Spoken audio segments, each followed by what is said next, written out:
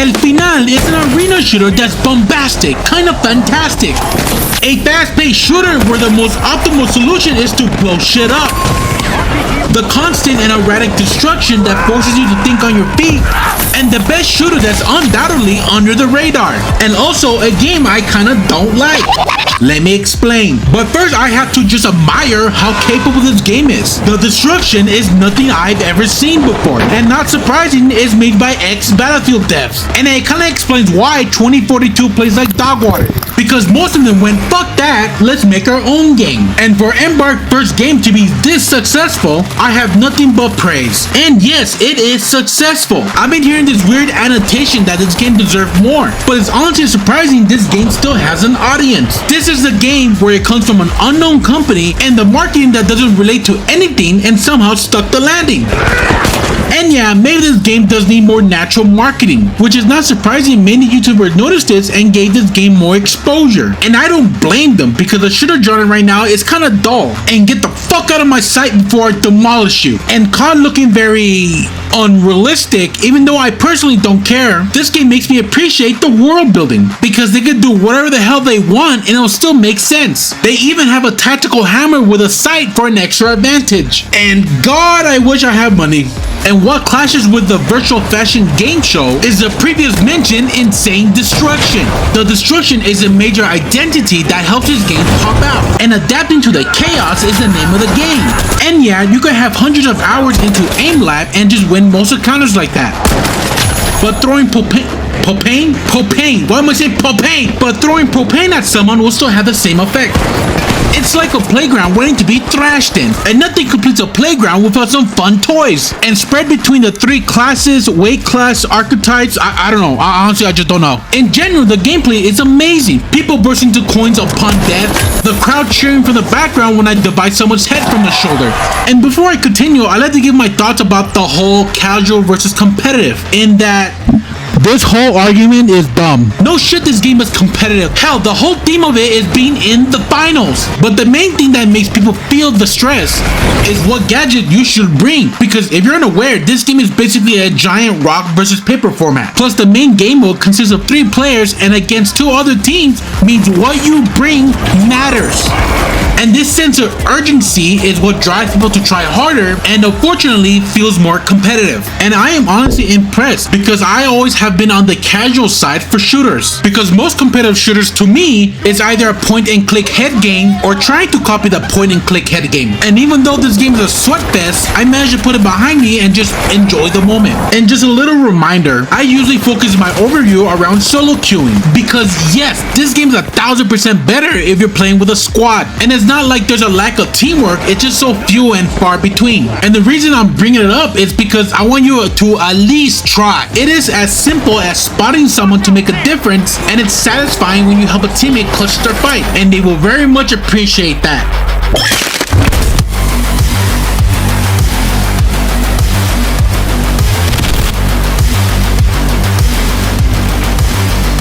Now, this is a part where I go more in depth between the 3 classes. But first, some general tips that are best to know. First off, the destruction. Any and all buildings are destructible. And I don't mean, oh, you could destroy this wall. You could bring down entire structures. It's a fundamental part of the game, and new players need to adapt to it, because it's just beneficial. Creating new sightlines, surprising players by busting through walls. The maps aren't in a way designed to be taken advantage of, and the aftermath just shows the insanity of it. So just having one destructible equipment will make you very flexible. And the next tip is about counters. Now, there's 2 types of counters: item counters and class counters. First, item counters, which is self-explanatory. You take one thing to destroy another thing with some variations. One great example is the goo grenade. The goo grenade is insanely strong. It provides you instant cover, denies entry, and it's your fix-it Felix. And then one counter for it is fire. And I'm saying this now, the fire grenade is a noob trap. Does barely any damage, it has area denial, but other gadget does a better job at that. Hell, even the fire barrel is more useful. And now for the classes. The big difference between the 3 weight classes are health size and hitbox. Lights being the weakest have a small hitbox, heavy being the biggest rely on his health, and medium being the middle ground for both. You're generally going to fight a combination of these 3 classes, giving you another reason to choose wisely. And before I get into the specifics, this is honestly another reason this game vexes the shit out of me, is that some of you don't change your loadout. I sometimes have to change everything just to keep up, and honestly, I don't blame you. Not every gun or gadget is fun to use. Now let's get started with the light class. Lights, in short, is about decimating one target and running the fuck away, because engaging in an unfavorable gunfight with this health bar will get you deleted. Now there's 2 things help a light keep up. That's speed and the fast TTK. You generally want to avoid extended gunfights and look or create the best moment to strike.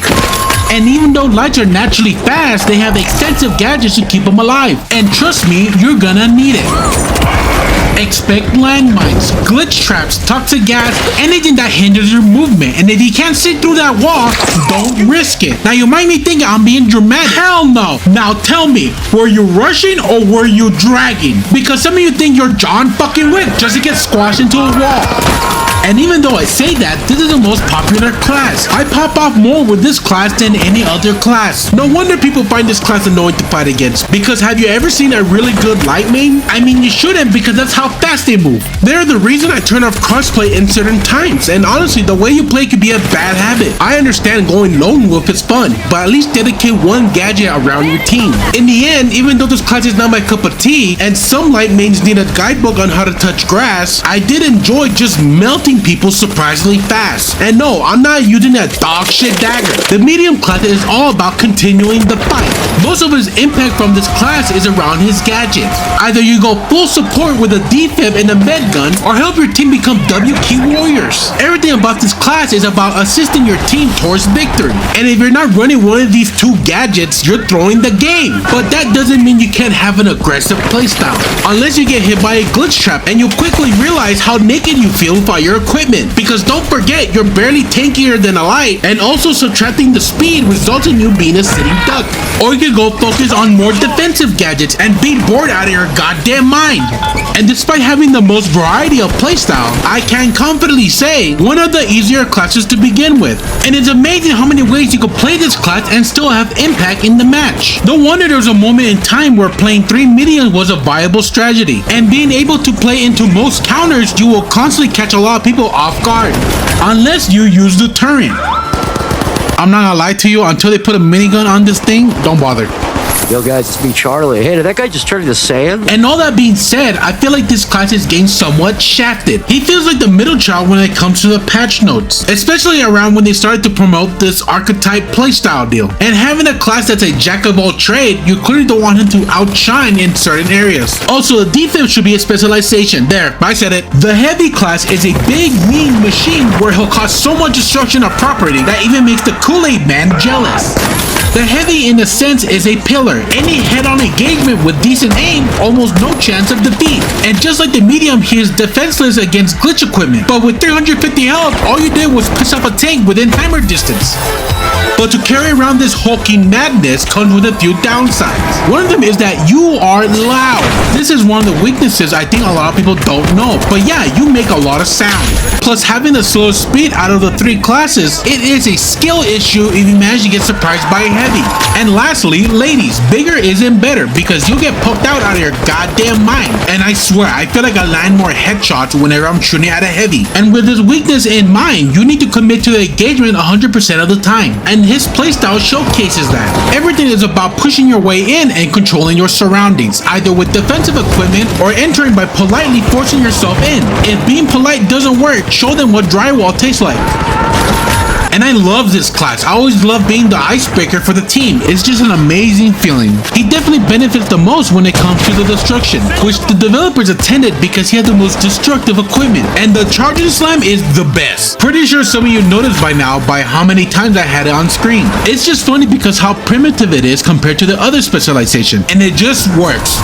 It was what kept me hooked into this game until I felt confident enough to experiment with other specializations. And to keep it short, specializations are the main weapon gadget that changes how you play. They're strong on their own, but they work better if you understand how synergy works. Synergy works both ways. For example, the hook claw on the heavy is basically a yoink ability. What works well with this specialization are hard-hitting weapons, because guaranteed damage is always nice. And if you flip this example, weapons like the dagger on light are abysmal, but paired with the dash, the weapon becomes more usable. This is just a small grasp on how much depth this game has. And I gotta say, this game is surprisingly balanced. There's obviously small outliers and some annoyance, but to juggle so many different variables is astonishing and clearly made by professionals.